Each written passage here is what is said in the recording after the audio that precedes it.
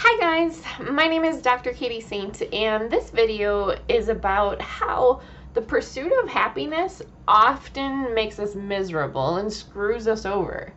So that might sound really goofy to you, but I want to start by giving an example of CEOs. So it's a common belief that if you have lots of money, you will be happy, but it's just not true.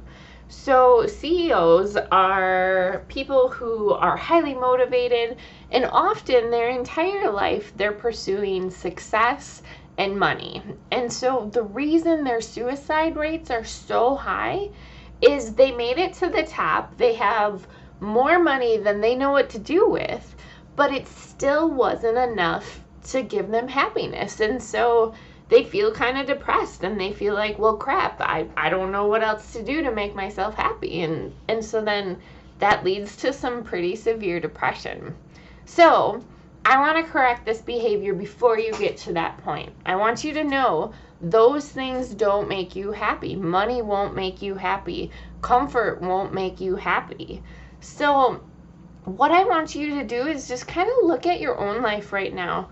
What are you pursuing to make yourself happy that won't actually work?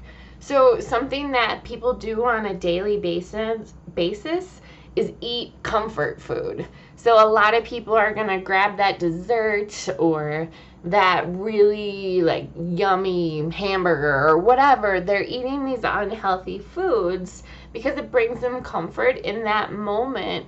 It brings them joy. But later, they don't feel good about how their body looks or how much weight they gained. And so that behavior in the moment did bring them comfort and happiness, but later it made them feel pretty bad. So another thing that people do is they're really afraid to talk to new people, and that's really intimidating.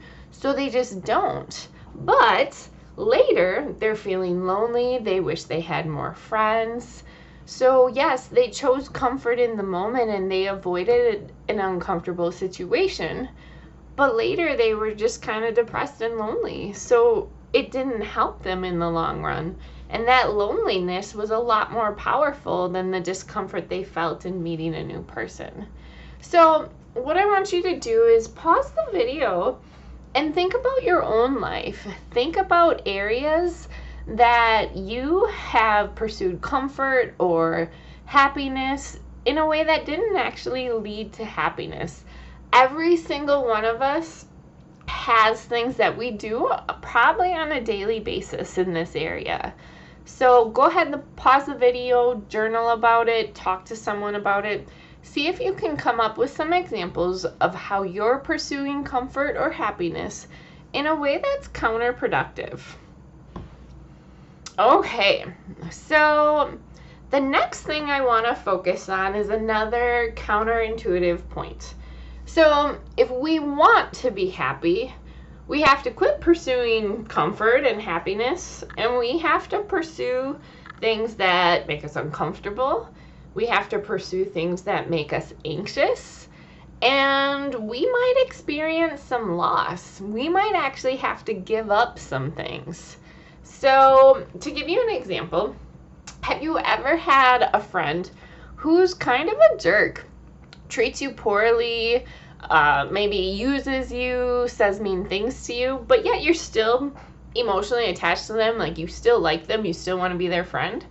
Well, sometimes you have to give up those kind of friendships in order to be healthier and happier. And that's really hard. That's a loss because you cared about that person. But by doing so, that gives you room to make friends with other people, healthier relationships. You know, another example of a loss is maybe you really enjoy just vegging out. You like to watch Netflix or play video games for really long periods of time. But because of that, you're kind of isolating. You're not hanging out with people. You're not as social and active. So then in the long run, you end up feeling lonely, you're less active, so your body doesn't feel as good. So that kind of leads to not being happy.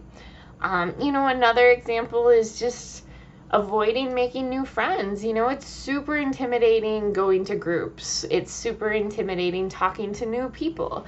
I'm always nervous when I meet new people.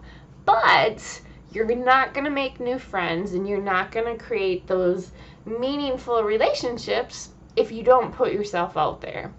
So what I want you to do is think about some things in your own life that you really value, that you think are important, that you enjoy. Maybe it's a friend of yours. Maybe it's a hobby. Maybe it's some activity that you do. And I want you to think back and think about if you had any uncomfortable feelings at first.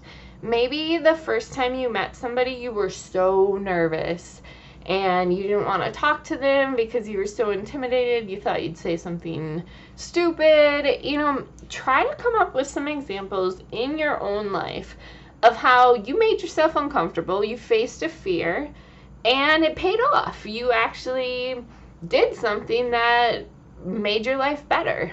So go ahead and pause the video and journal about that, think about that.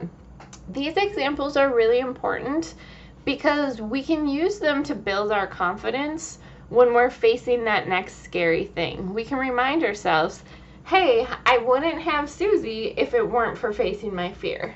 You know, so we need these tangible examples to give ourselves confidence that we can do it. It'll be okay. It's scary now, but in the long run, this is what actually leads to happiness.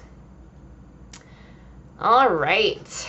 So the next thing I want to focus on now is what it is we're doing to avoid things that make us uncomfortable.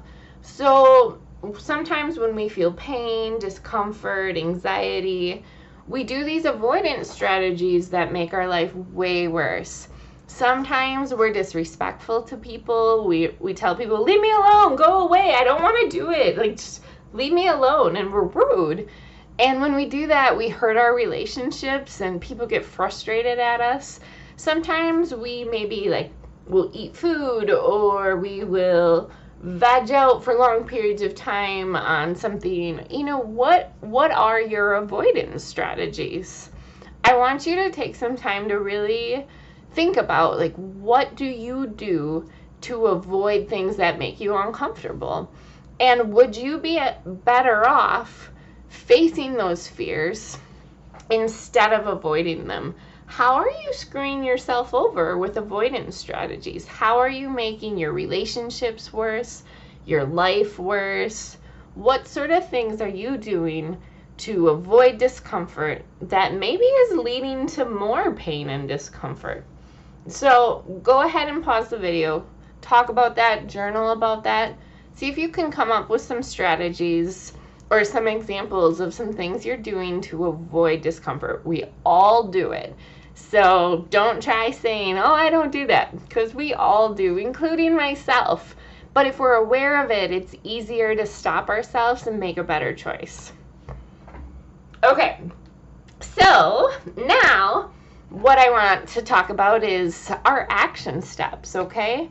So if we know pursuing comfort and pursuing those immediate things that make us feel good doesn't work, and if we know avoidance strategies makes things worse, then that means we need to look at our life and we need to make some choices.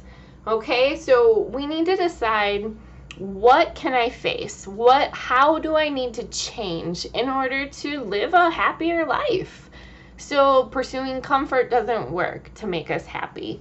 So we need to pick some things that would make us happy. So relationships, facing our fears, going outside of our comfort zone, stopping some of our avoidance strategies that hurt relationships.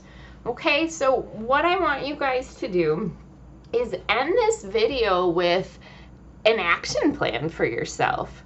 How are you going to rise up, face your fears, be willing to be uncomfortable, be willing to give something up in order to pursue something more meaningful that's gonna give your life more happiness, rather than just pursuing that comfort that leads to sadness? All right, guys, thanks so much for listening. I hope this video really helps you point your life in the right direction.